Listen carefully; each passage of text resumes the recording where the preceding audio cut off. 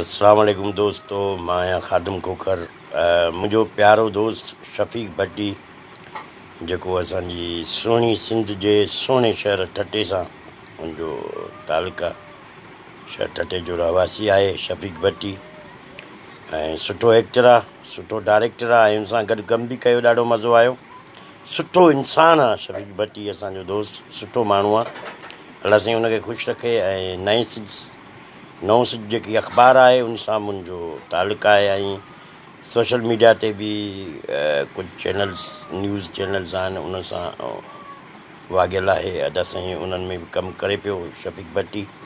ऐं जिथे बि कोई जाइज़ मसइला जेके बि जिथे थियनि था त उते असांजे सिंध जा जेके बहितरीनु सहाफ़ी आहिनि, सुठा सहाफ़ी, उन्हनि सां कुल्हो कुल्हे में मिलाए ऐं गॾु कमु करे पियो।